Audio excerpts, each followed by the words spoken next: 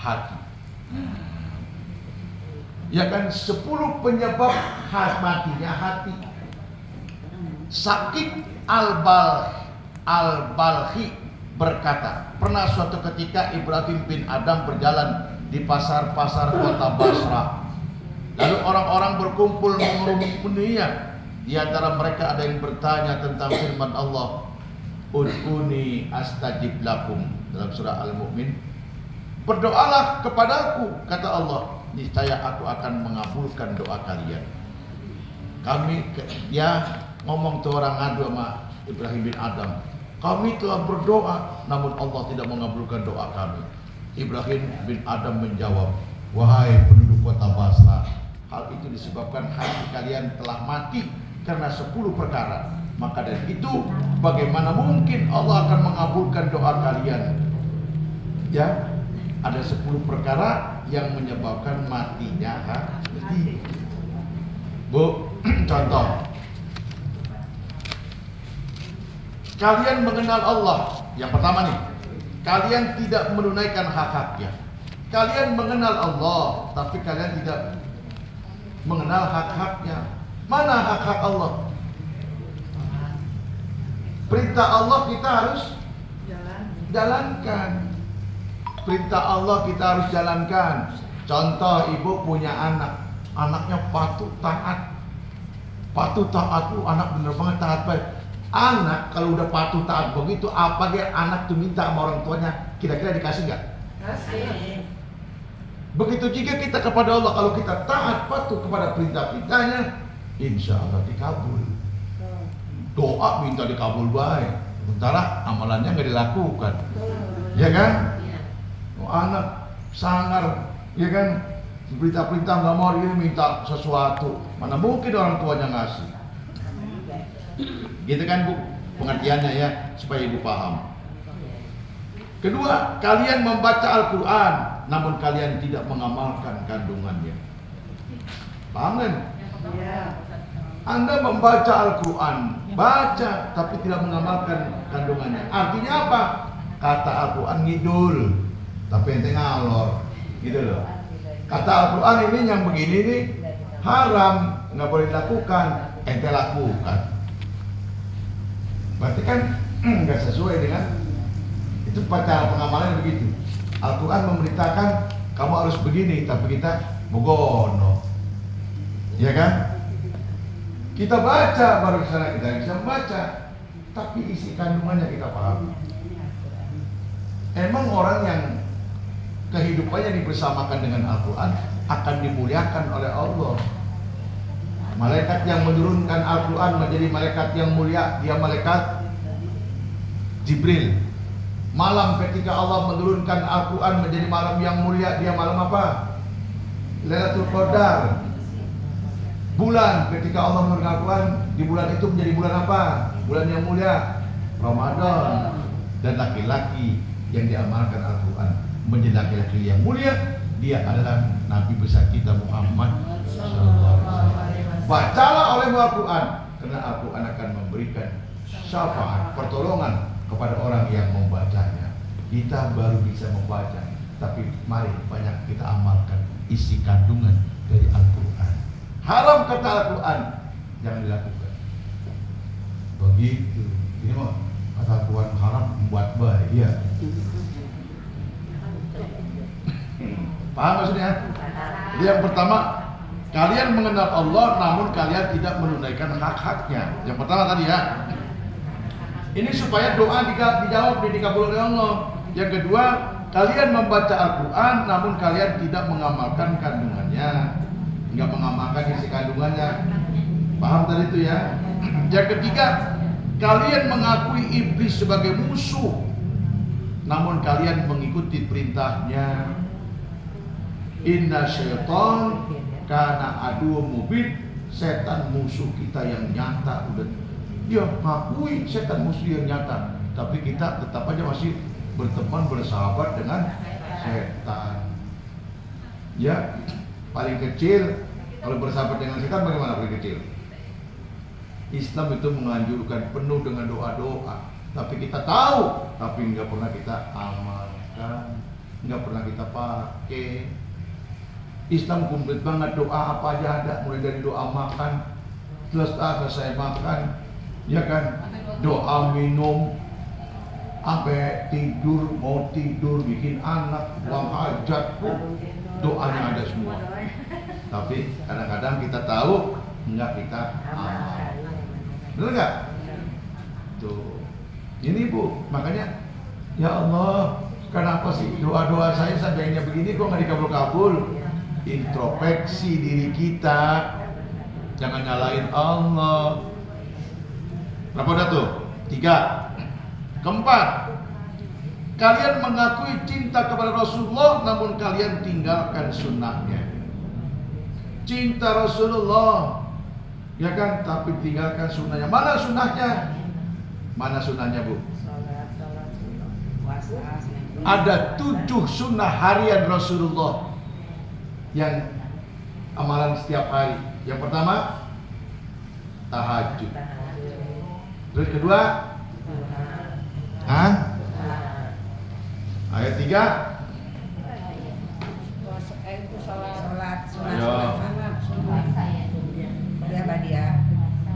sunnah harian Rasulullah nih Bu. Pertama tahajud. Ya kan, kalau kau sering tahajud, Allah akan memberikan tingkat yang paling terpuji di sisinya. Al-Qurannya jelas, hadisnya ada. Terus yang kedua, membaca Al-Quran. Baca Quran tiap hari. Mau selembar ke, mau 2 lembar ke, ya kan? Jangan ada tugas doang baca. Orang sono itu macam mana? Yang mana nih? 7 sunnah harian Rasulullah. Pertama tahajud. Yang kedua membaca Al-Quran. Ketiga sholat berjamaah di masjid. Ini berjamaah nih, kalau yang mau ya. Laki-laki itu mah. Itu laki-laki. Keempat, sholat duha. Sering sholat duha. Israq, sering israq. Udah ya, udah tahu kan ya. Udah tahu ilmunya diamalin atau Bu? Ya. Yang kelima, sodako setiap hari. Sodako Bu. Al-Qurannya jelas, hadisnya sore-sore banyak tentang sodako. Ya kan, di sini yang mengamalkan sodako ketua DKM yang sekarang. Masya Allah, sodakonya orang sekali sarapan nasi itu pagi-pagi ada 17 orang. Iya, udah gitu habis sarapan dikasih duit tadi. Kocap. Ada mau ceritain, kita mah nggak bisa aja. Dan ibu ada waktunya. Ya, kita lanjut. Yang keenam, Bu, sunnah harian Rasulullah nih. Yang keenam, jaga wudhu terus menerus. Ya, artinya kalau batal wudhunya, wudhu lagi, batal wudhu lagi. Kita soalnya suci. Kata Rasulullah dalam hadis, kata Imam Ali, kata Imam Ali, kalau kau membiasakan jaga wudhu, walaupun kamu tidak sholat, kamu dianggap sholat. Masya Allah. Tapi emang berat, apalagi bagi nenek-nenek ya. Nenek-nenek kasihan Pak, nenek-nenek. Apalagi nenek-nenek yang bergerak sedikit teh. Iya. Apalagi malamnya habis buka puasa makannya sembarangan. Besoknya moncol ya. Tapi kalau di Mekah kenapa dipelihara ya kita? Karena kita minta semua niat. Ibu puasa pipis aja saya nggak pernah pipis. Karena niatnya ya Allah jaga saya supaya saya bisa beribadah. Niat kuat. Kalau niat kuat, insya Allah puasa sunnah. Niat kuat biar nggak sahur jadi. Niat. Coba. Itu langsung ketika niat berhenti itu harus tubuh kita untuk macam-macam.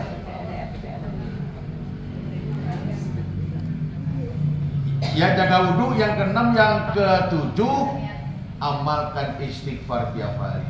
Ya Bu ya, biasakan istighfar, mohon ampun kepada Allah. Astagfirullahaladzim. Ya kan? Astagfirullahaladzim. Jadi kita mohon ampun terus.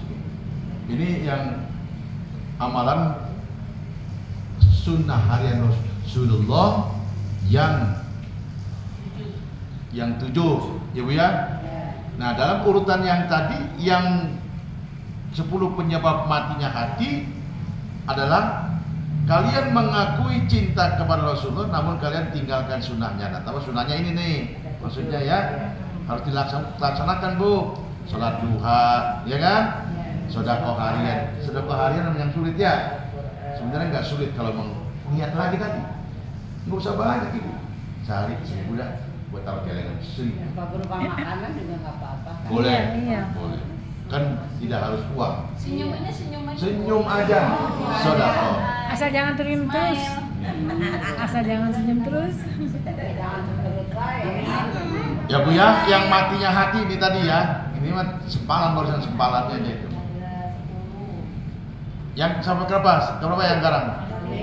Yang kelima, kalian menyatakan cinta surga namun tidak mau mengamalkan amalan-amalan ahli surga. Pengen masuk surga, pengen, tapi kamu tidak berusaha untuk mencarinya. Ibu ngaji ini masuk kategori mencari jalan menuju surga. Hadisnya mana? Man salaka tariqan yaltamisu fihi ilman sahalallahu lahu tariqan ila jannah. Semakin jauh ibu berjalan, semakin dekat ke surganya. Tuh. Bahkan setiap langkah ibu yang satu menghapuskan dosa, yang satu meninggikan derajat, ya kan? Kalau ngaji cuman pahalanya agak kelihatan. Ya, kalau pahalanya kelihatan sebakul-bakul, pengajian penuh. Berapa tuh? 5, kalian menyatakan cinta surga namun tidak mau mengamalkan amalan-amalan ahli surga. Kalau tanya, pengen mati? Pengen masuk surga. Nah, pengen masuk surga. Yang keenam, kalian mengakui takut terhadap neraka. Perhatikan. Yang keenam, kalian mengakui takut terhadap neraka, namun kalian tidak berhenti dari berbuat dosa. Ya kan, takut sama neraka mah, tapi dosa jalan terus. Itu hati-hati Bu. Banyak buat dosa itu. Ya.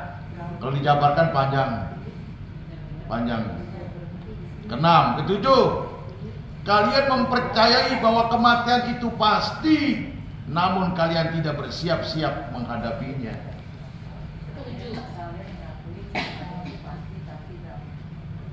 Yang ketujuh, kalian mempercayai bahwa kematian itu pasti akan datang. Kepada siapa saja yang namanya manusia pasti mati, tapi kalian tidak bersiap-siap untuk mempersiapkan untuk kematian. Ya Bu ya, takut mati. Padahal orang kalau kita ngantar orang meninggal, saya meninggal tuh si Anu, itu intibar bagi kita. Kok si Anu nggak sakit lagi ya? Kemarinnya gue masih ngobrol, sekarang udah mati. Itu intibar mendasar pada kita. Bisa aja, gue bisa begitu nanti. Nah, makanya introspeksi diri, kemudian perbanyaklah bekal buat mati. Yang kedelapan, kalian selalu sibuk dengan aib orang lain, sedang kalian lupa terhadap aib dirinya sendiri. Yang selalu salah orang lain aja disalahin. Ya Bu ya, yang diomongin orang lain Bu, padahal diri juga kalau dia nggak ada diomongin begini. Orang bertiga, berteman, berlima. Kalau yang satu nggak ada, yang satu diomongin sama yang 4. Iya kan? Ini nih manusia nih. Ntar yang satu lagi nggak ada, yang bertiga ngomongin ke sini. Dia itu dah. Bagaimana doa akan dijawab oleh Allah? Permohonan Bapak Ibu mau diterima oleh Allah. Inilah jaga lisan kita ini, ya Bu ya. Yang nggak kerasa ini kan kadang-kadang paling mudah banget ngomongin, lidah kecil bentuknya besar, bahayanya. Bahaya bagaimana? Bukan bahaya duniawi, bahaya duniawi. Ya kan, dari omongan kita bisa menyakiti hati orang. Orang kalau lihat kita sakit di hatinya. Makanya yang tadinya ngomongin orang isilah dengan kalimat istighfar yang tadi, yang dari yang 7 sunnah Rasul. Ya Bu ya. Tuba liman sagolahu aibuhu an uyubin nas. Beruntung orang yang kekurangan dirinya, aib dirinya, tapi dia sibuk untuk tidak mengorek-ngorek aib dan kekurangan pada diri orang lain. Tapi celaka benar orang yang kekurangan dirinya, aib dirinya, tapi dia sibuk mencari-cari, mengorek-ngorek aib dan kekurangan pada diri orang lain, sampai dia lupa dengan aib dan kekurangan dirinya sendiri. Kalau yang orang masih doyan ngomong begini, bagaimana mungkin doanya dijawab oleh Allah, permohonannya dijawab, dikabul? Bersihkan dulu hatinya. Jelas? Berapa tuh? 8. Sekarang ke-9. Kalian memakan rezeki Allah, namun kalian tidak mensyukurinya. Rezeki Allah banyak, bukan hanya uang saja. Sehat rezeki, ya kan? Sehat rezeki. Tuh, anak-anak rukun, gak ada masalah, cucu berucu, udah rezeki. Kita kurang mensyukurinya. Kalau kurang nyalain Allah, masa ya? Ya kan? Allah nih kan yang gue berdoa tiap malam, gue tahajud tiap malam, mungkin gue doain dia, kok nggak dikabul-kabul ya? Nah, bukan nggak dikabul-kabul, koreksi dulu ke 10 hal yang jadi penyebab kenapa doa-doa kita, permohonan kita tidak dijawab oleh Allah. Yang ke-10, dicatatkan.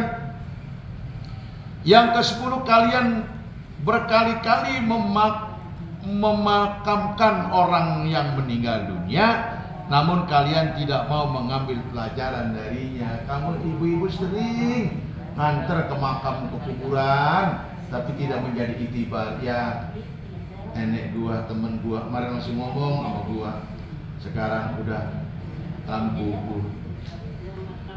dimakamkan. Kalian berkali-kali, artinya sering kali Bapak Ibu memakamkan orang yang meninggal dunia, namun ibu tidak mau mengambil pelajaran dari orang yang meninggal tadi, bahwa satu saat kelak kalau kita sekarang mau makamkan Ibu Mina contohnya, tahu Mina yang mana ini?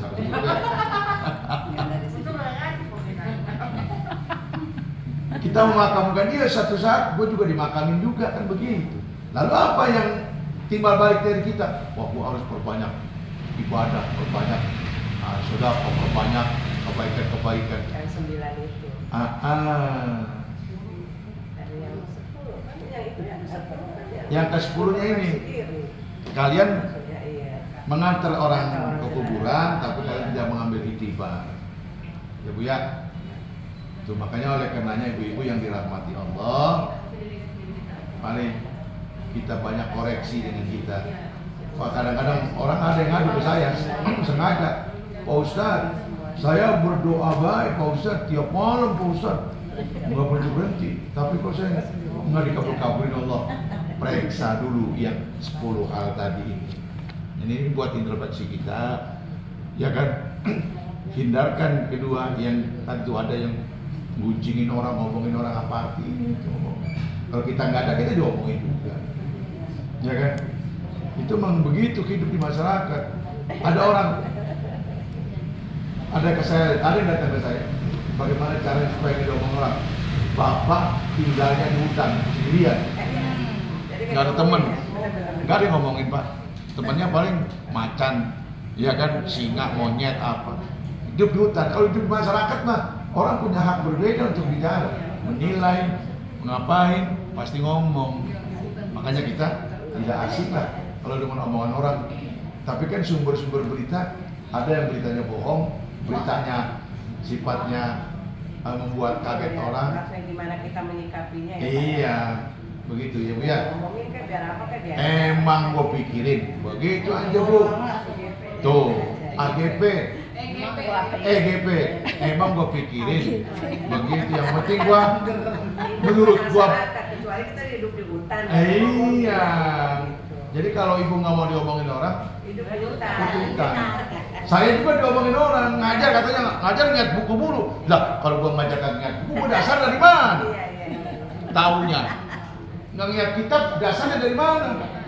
Dari kitab saya bisa bicara begini. Gitu. Karena ada dasarnya, alasannya jelas. Iya. Itu enggak? Kalau saya ngoceh-ngoceh bayar, sama ngoceh-ngocehnya dapatnya dari mana? Dari kitab. Sekali-kali lihat buku, nah, karena sebagai pedoman untuk kita bisa menyampaikan. Orang ceramah kan sama, dihafalkan, masukin ke sini baru disampaikan. Enggak sekonyong-konyong itu, enggak. Kita kan bukan para wali ya Bu ya. Lah kita baca surah aja kalau udah nggak lama-lama kita baca kita lupa. Tanya Ibu Haji, saya pernah jadi imam. Lah tadi baca surah ini mentok, lah buang langsung aja ruku. Bang kalau pindah surat lain lagi, nggak masuk konsentrasi, di sana ntar lupa lagi. Jangan, langsung aja ruku. Begitu. Ibu ngimamin sholat tarawih umpamanya nih, begitu, ya kan? Lupa. Iya lupa. Inna anzalnahu fi lailatul qadr. Lupa. Ya kan? Terus lupa. Wa ma adraka ma lailatul qadr. Kata yang belakang Lailatul. Ya kan? Lihat benerin kan? Inna anzalnahu fi lailatul qadr. Kata yang belakang benar. Wa ma adraka ma lailatul qadr. Kata yang belakang Lailatul. Kalau mama kan Lailatul. Nah mulai bingung kita imam nih. Terus apa ke situ?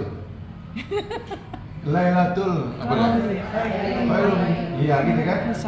Ini masalah Lailatul juga ada yang memberantakan. Iya, bener. Apalagi orang baru belajar. Kayak kuliah tuh bisa belakang. Iya. Nah iya. Jadi lebih sujud aja. Inna anzalnahu fi lailatul qadr. Wa ma adraka ma lailatul qadr. Kalau imam belum belajar, kata makmum belakang, wa ma adraka ma lailatul. Iya kan? Imam keter. Begitu surah kedua baca inna atoina keter juga. Inna atoina kal kausar. Fasholli li rabbika wanhar. Inna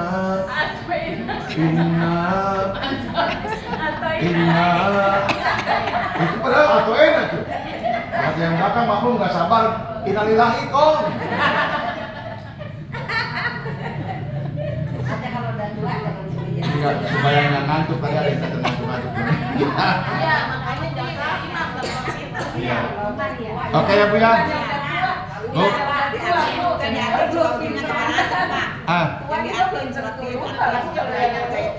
Apa tuh? Watini baca itu ntar dulunya ada yang suka tulisnya kawal asri. Oh gitu. Oh iya suka. Bisa itu. Iya. Watini wa zaitun wa tursini wa hadzal baladil amin.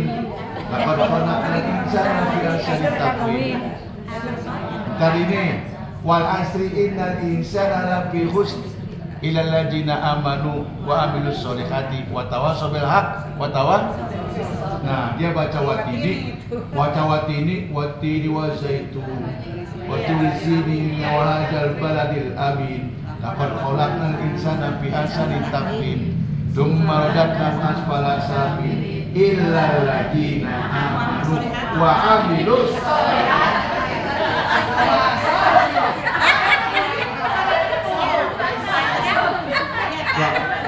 dia lagi enak baca dia, tapi dia nggak lupa. Watini wa zaitun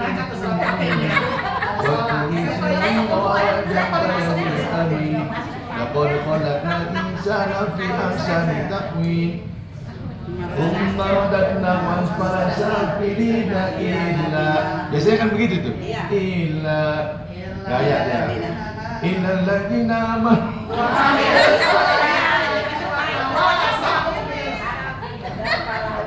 Iya, sebenarnya kalau imam kita mau sholat itu misalnya itu tapi Iya. pernah imamin terawih. Iya. Ada. Dulu nur imam. di perusahaan kita ya. Tapi bukan kita ada tuh dari imam kita pernah. Lah setiap hari apa yang disampaikan? Tabat aja bisa keder. Iya. Tabat yada abila habu wa taba'adna gumalwa makasab apa lagi? Iya. Aro'aita alladhi yukadzibu biddin fadhalika alladhi yad'ul yatim wa la yaqudu ala ta'amil miskin wa wailul lil musallin alladhina hum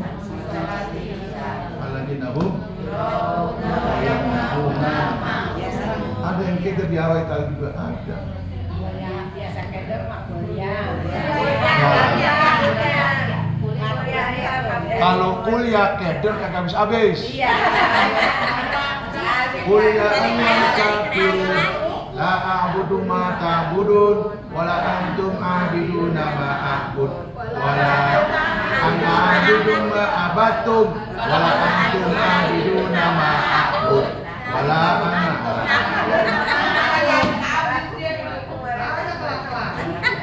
kata anaknya di belakang, mak biasanya kalau sholat di masjid ada din-dinnya. Ingat tuh bapaknya, orang bayang bertiga di rumahnya. Pak katanya udah bayang di rumahnya jamaah sama artinya jamaah-jamaah juga. Iya dah, bacanya kuliah. Lah begitu benar.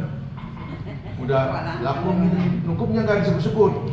Wala antum abiduna ma a'bud wala ana abidu ma abatum wala antum abiduna ma a'bud. Dinnya lupa. Kata anaknya ngomong, perasaan kalau di masjid ada din-dinnya. Ingat, ghairil maghdubi alaihim waladdallin.